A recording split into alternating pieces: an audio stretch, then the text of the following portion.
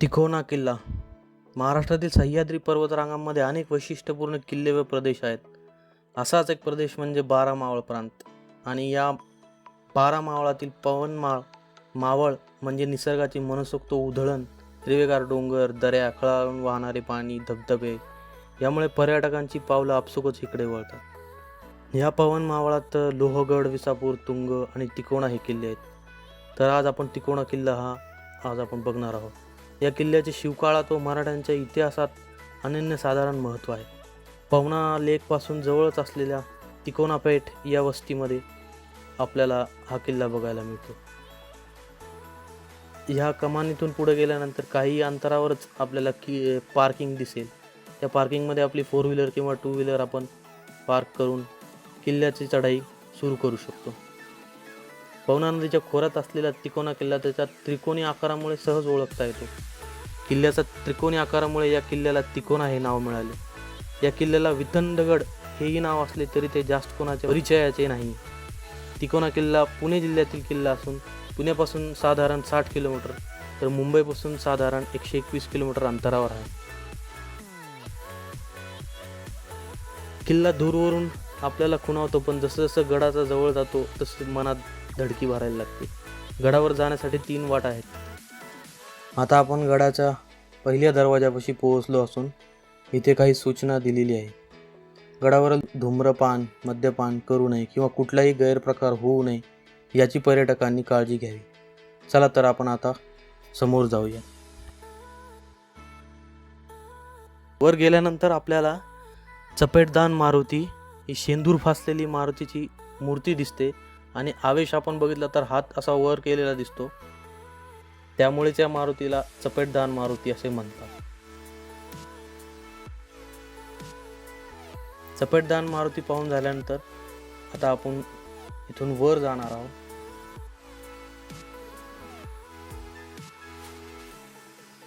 वर आल्यानंतर आपल्याला काही वाड्याचे अवशेष दिसतील. जिथे गडावर जेव्हा राबता होता तेव्हा गडावरील मावळ्यांच्या राहण्याची व्यवस्था या ठिकाणी होती. आज मितीस फक्त काही अवशेष तिथे शिल्लक राहिलेले आहेत. हे अवशेष आपल्याला दिसतील.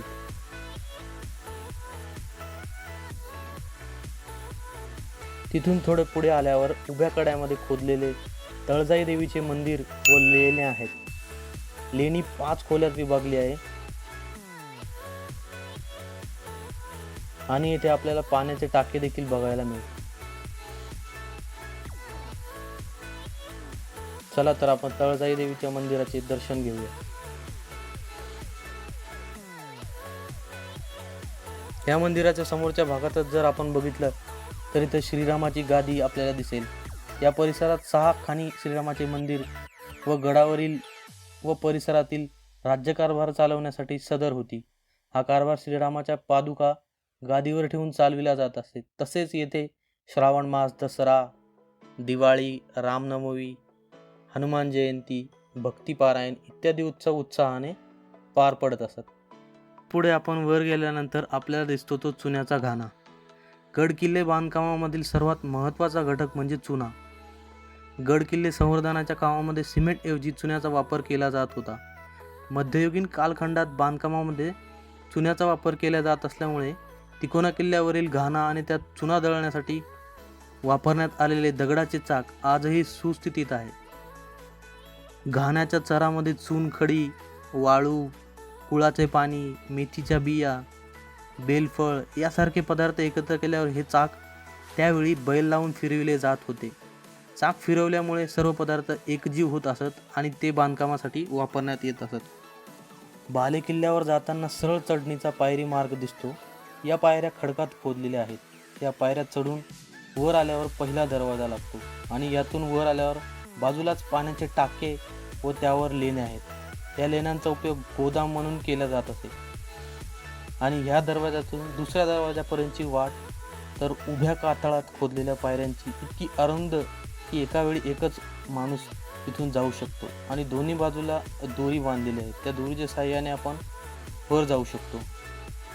दोन्ही बाजूला खडकांच्या उंच नैसर्गिक भिंती. गड निर्माणाच्या वेळी नैसर्गिक साधन संपत्तीचा पुरेपूर वापर केलेल्या प्रकर्षाने जाणवतो. उभा पायरी मार्ग चढताना मनात धाकधूक होतेच. पायरी मार्ग चढताना दुसऱ्या दरवाजाचा आखीव रेखीव बुरुज नजरेस पडतो. गडाचा हा दुसरा बुरुज पहिल्या बुरुजापेक्षाही मोठा आणि सुस्थितीत आहे. या दरवाजाच्या डाव्या बाजूला सुरक्षिततेच्या दृष्टीने ढाल काठी बुरुज आहे. हे पाहून झाले की नजर फिरते आजूबाजूच्या डोंगर दऱ्या, पवनीचा जलाशय, तुंग किल्ला, लोहगड, विसापूर यांना नजर शोधू लागते. कोरीगड, बेडसे लेणी नजरेस पडतात. बाले किल्ल्याचा घेर कमी असला तरी किल्ला सुस्थितीत आहे. किल्ला 3 टप्प्यात सर होतो. गडा पाहण्यासाठी काही नसले तरी गडावर प्रेम करणाऱ्यांसाठी व दगडात इतिहास शोधणाऱ्यांसाठी हा किल्ला पर्वणीच ठरतो. बाले किल्ल्यावर आल्यानंतर आपल्याला समोरच दिसते ते वितंडेश्वराचे मंदिर आणि मंदिराच्या समोर खालच्या बाजूस आपल्याला काही लेण्याही दिसतात. चला तर आपण वितंडेश्वराचे दर्शन आता घेऊया. तिकोना किल्ल्याचा उपयोग पवन मावळ परिसरावर लक्ष ठेवण्यासाठी केला जात असे. शिवाजी महाराजांनी स्वराज्य निर्मितीच्या काळात सुरुवातीला जे गड घेतले त्यामध्ये तिकोना किल्लाही होता. शिवाजी महाराजांनी या गडाचे नाव वितंडगड असे ठेवले. पुढे पुरंदरच्या तहात राजा जयसिंगला ते 23 किल्ले दिले, त्यात तिकोनाही होता. पुढे औरंगजेबाने दक्षिण स्वारीत मुघलांनी पुन्हा किल्ला जिंकला व अमनगड असे नाव ठेवले. मराठ्यांनी पुन्हा गड जिंकून घेतला. शाहू महाराज व ताराबाई यांच्यामध्ये मराठी राज्याचा वारस कोण यावरून तणाव निर्माण झाला होता. कान्होजी आंग्रे हे कोकणात आले. आपले जवळजवळ स्वतंत्र राज्य राखून होते. मराठी राज्याच्या मदतीशिवाय आजूबाजूचे शत्रू म्हणजे सिद्धी, इंग्रज व पोर्तुगीज या तिघांविरुद्ध लढून त्यांनी राज्य टिकवलं होतं. ताराबाईंनी कान्होजी आंग्रेंना शाहू महाराजांवर हल्ला करायला उद्युक्त केलं. आताचे अलिबाग व तेव्हाचे कुलाबा येथून अंग्रेजी निघाले ते सपाट्याने प्रदेश व किल्ले जिंकत पुढे आले. लोहगड, विसापूर, तुंग वगैरे किल्ले घेतले. तेव्हा तिकोना हा किल्ला सुद्धा जिंकून घेतला. पुढे बाळाजी विश्वनाथ यांना पेशवे बनवून शाहू महाराजांनी आंग्रेंचा सामना करायला पाठवले. बाळाजींनी न लढता मुत्सद्दीपणे कान्होजी आंग्रेंना शाहू महाराजांच्या पक्षाकडे वळवून घेतलं व एक तह केला. या तहानुसार आंग्रेंनी इतर गडांबरोबर तिकोना हा किल्ला परत केला व शाहू महाराजांना मराठी राज्याचे छत्रपती म्हणून मान्यता दिली. तो पुढे 1818 सालापर्यंत मराठा साम्राज्यात राहिला. इंग्रज मराठा लढाईत तो ब्रिटिश आधिपत्याखाली आला.